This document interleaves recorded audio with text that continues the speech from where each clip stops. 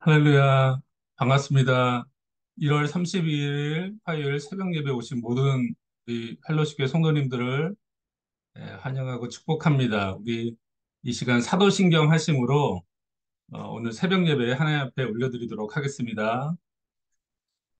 전능하사 천지를 만드신 하나님 아버지를 내가 믿사오며 그 외아들 우리 주 예수 그리스도를 믿사오니 이는 성령으로 잉태하사 동정녀 마리아에게 나시고 본디오 빌라도에게 고난을 받으사 십자가에 못 박혀 죽으시고 장사한 지 사흘 만에 죽은 자 가운데서 다시 살아나시며 하늘에 오르사 전능하신 하나님 우편에 앉아 계시다가 저희로서 산자와 죽은 자를 심판하러 오시리라. 성령을 믿사오며 거룩한 공예와 성도가 서로 교통하는 것과 죄를 사하여 주시는 것과 몸이 다시 사는 것과 영원히 사는 것을 믿사옵나이다. 아멘. 예, 우리 이 새벽에 우리 몇 가지 기도 제목을 놓고 함께 기도하기를 원하는데요. 먼저 첫 번째 기도 제목은 우리 펠로우십 교회가 정말 하나님이 큰 부흥을 주셔서 우리 부흥하는 교회가 될 수 있도록 그리고 끝까지 우리가 선교하는 교회가 될 수 있도록 위해 기도해 주시고요. 또 두 번째로 지금 교회 음향과 미디어 교체 작업을 이번 주부터 이제 하고 있을 텐데 정말 그 작업들이 잘 마무리될 수 있도록 기도해 주시고 또한 재정적으로도 정말 부족함 없이 다 채워질 수 있도록 기도해 주시고요. 마지막으로 김성교 담임 목사님을 위해 더욱더 영적으로 강건하며 정말 모든 것들을 하나님의 뜻에 합당하게 결정하며 나갈 수 있도록 목사님 위해 기도해 주시고 또 영적인 리더십들을 위해서 또 지금 같이 팀워크를 맞출 수 있는 사역자들을 찾고 있는 가운데 있는데 하나님이 좋은 분들 보내주시도록 우리 그 세 가지 정도를 놓고 함께 같이 기도하도록 하겠습니다. 하나님 감사합니다. 하나님께서 이 남가주 헬로시 교회를 세우시고 하나님의 귀한 뜻과 비전을 위해 지금까지 이끌어 오시니 감사드립니다.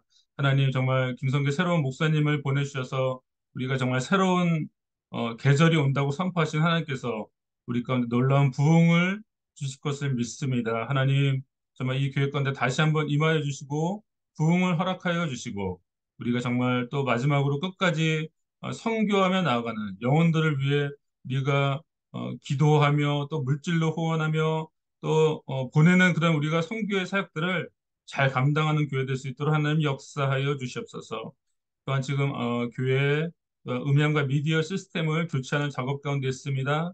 하나님 정말 그 수고하는 분들 가운데 지금 함께 해주시고 이 정말 시스템 교체가 잘 되어서 더욱더 저 미디어 쪽으로 또한 우리가 방송으로 복음을 증거하는 귀한 교회 될 수 있게 도와주시고 또한 재정적으로도 부족함 없이 하나님께서 채우셔서 정말로 정말 하나님의 귀한 재정들이 모아져서 우리가 하나님의 일들을 더 귀하게 감당할 수 있도록 역사하여 주시옵소서. 새롭게 세우신 김성계 목사님을 붙잡아 주시고 영육간의 강건함으로 더욱더 강하게 붙잡아 주시고 성령의 충만함을 주시고 주님의 보혈로 덮으시며 또 우리 목회 협력위원회 또한 영적인 리더십들 교회 장로님들 한 분 한 분 붙잡아 주셔서 정말 이 교회 일들을 결정하며 나아갈 때 우리가 정말 한 마음 한 뜻으로 모든 것을 결정해 나갈 수 있는 귀한 리더십들 되게 도와주시고 또한 새로운 우리 목회팀을 또한 준비하는 가운데 있사오니 하나님 정말 필요한 좋으신 분들을 보내셔서 좀 패스터들 또 전도사님들 보내주셔서 정말 귀한 사역 감당해 나갈 수 있도록 하나님 은혜 베풀어 주시옵소서. 하나님께서 모든 것 응답하실 것을 믿사오며 이 모든 말씀 예수님의 이름으로 기도하옵나이다. 아멘. 예, 오늘 함께 나누신 본문은요.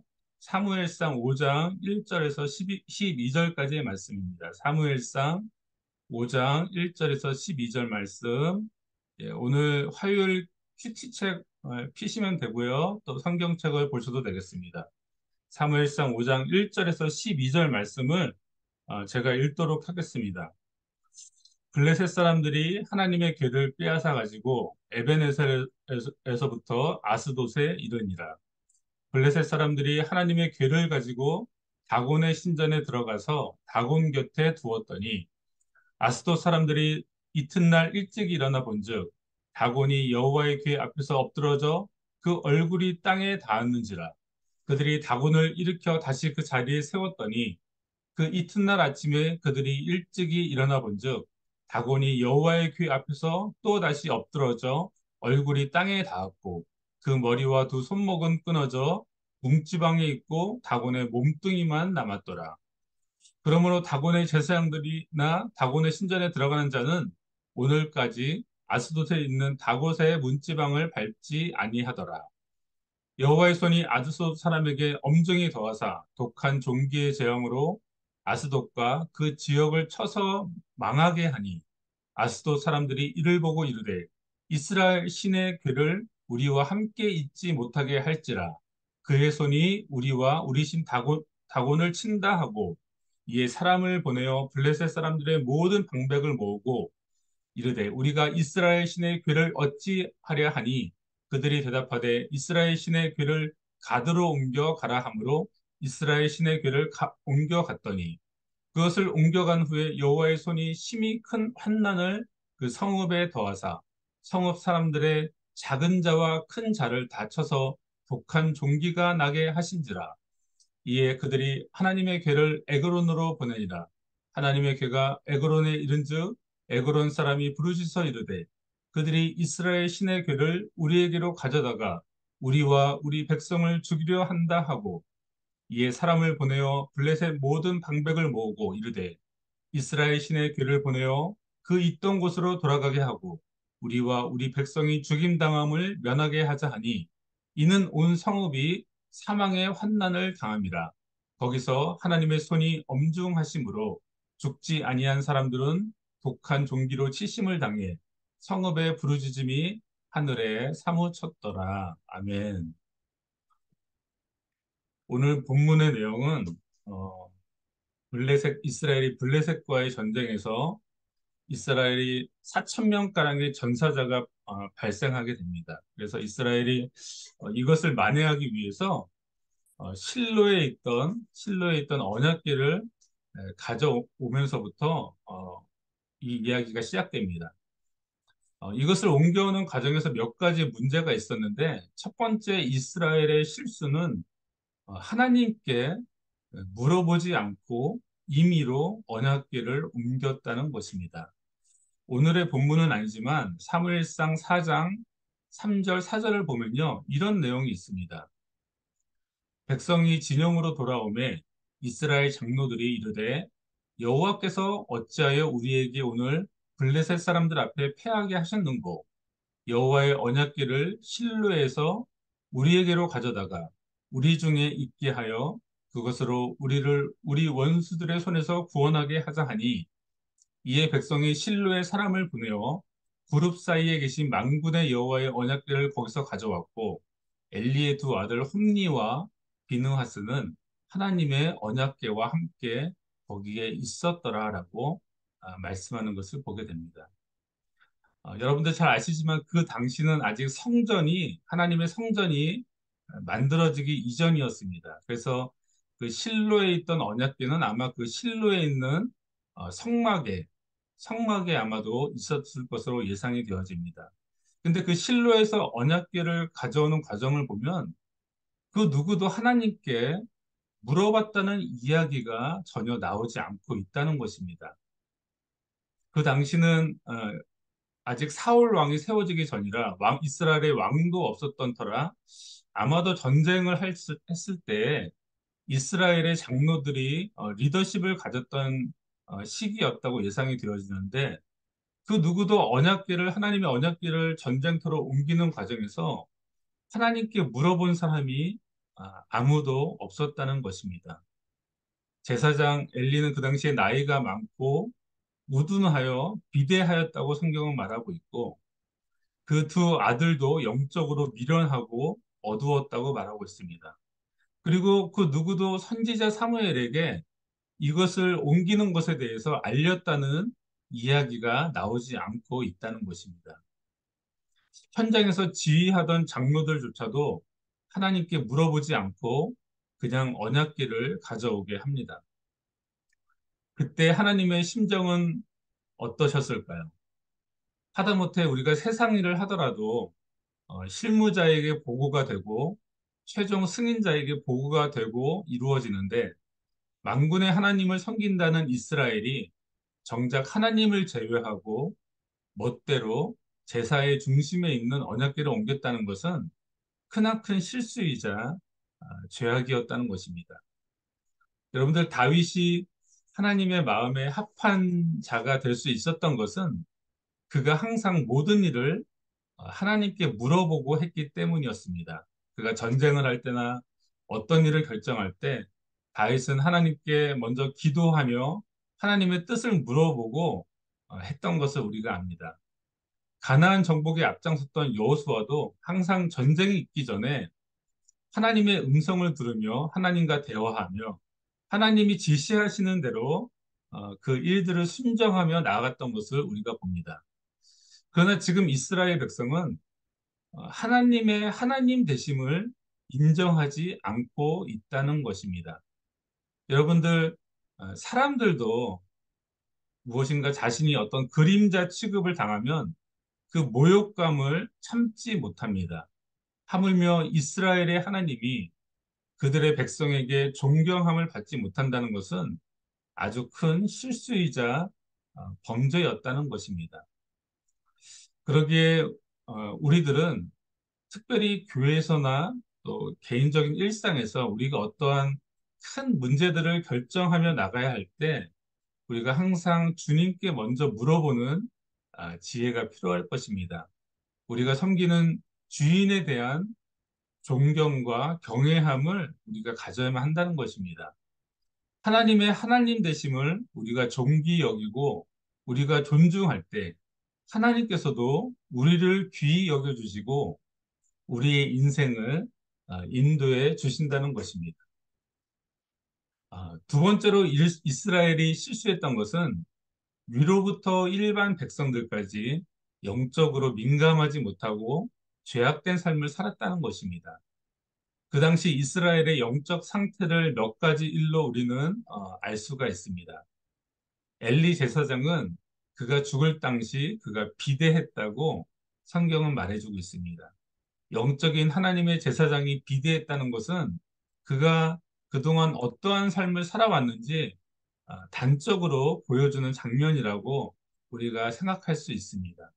또한 그 두 아들이었던 그 당시에는 제사장이 어, 세습이 되었습니다. 그 아들들에게 세습이 되었는데 그 두 아들이었던 홈리와 비느하스의 행실도 옳지 못했다고 성경은 말하고 있습니다.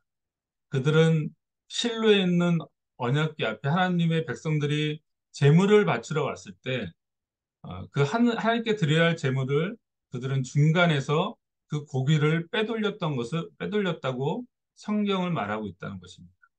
하나님의 것을 아무런 양심의 가책이 없이 도둑질했다는 것입니다. 하나님께 드릴 제사를 그들은 멸시했습니다. 지금으로 치면 우리가 주일날 우리가 하나님께 드리는 예배를 우습게 알았다는 것입니다. 여러분들 한 나라의 제사장들의 영적인 상태가 이 정도라면 그 밑에 있는 일반 백성은 말할 것도 없다는 것입니다. 우리 옛말에 윗물이 맑아야 아랫물이 맑다는 말이 있습니다. 또한 뿌리가 튼튼하고 건강해야 나무도 건강하고 좋은 열매를 맺게 되지만 뿌리와 같은 한 나라의 뿌리와 같은 이 영적 리더십의 상태가 이 정도로 썩어 있다면 그 밑에 백성들은 사실 말할 것도 없다는 것입니다. 영광과 존귀를 받아야 할 하나님께서 그 백성들에게 외면당하고 존귀함을 받지 못하니 이스라엘이 블레셋과의 전쟁에서 패배하는 것은 어찌 보면 너무나도 당연한 일이라는 것입니다. 결국 전쟁의 승리는 잘 갖춰진 군대와 칼과 방패와 병거에 있는 것이 아니라 우리가 얼마만큼 하나님을 존귀히 여기고 그의 백성답게 거룩하게 사는 것이 사실은 우리가 영적인 싸움에서 이길 수 있는 참된 능력이며 힘임을 알 수 있다는 것입니다. 오늘 본문을 보면 블레셋에게 빼앗긴 하나님의 언약궤는 스스로 하나님의 거룩함을 드러내십니다. 이스라엘 백성이 하나님의 거룩함을 드러내고 하나님의 영광을 드러내는 삶을 살아야 하는데 그렇게 하지 못하기 때문에 하나님 스스로 자신의 거룩함과 전능자 되심을 스스로 드러내고 있다는 것입니다. 오늘 본문을 보니까 블레셋 사람들이 하나님의 언약궤를 다곤의 신전에 넣어두면 너 다곤 곁에 두었더니 그 다곤 신의 머리와 두 손목이 끊어진 채로 땅에 엎드러져 있고 몸뚱이만 남았다고 오늘 성경은 말씀하고 있습니다. 또한 그 언약궤가 있던 아스돗이라는 지역은 독한 종기가 나서 그 지역이 망하게 되었다고 성경은 말합니다. 그래서 그 언약궤를 가드라는 곳으로 옮겼더니 가드에 더 큰 종기 재앙이 임합니다. 그 땅에 사망이 임하는 것을 보게 됩니다.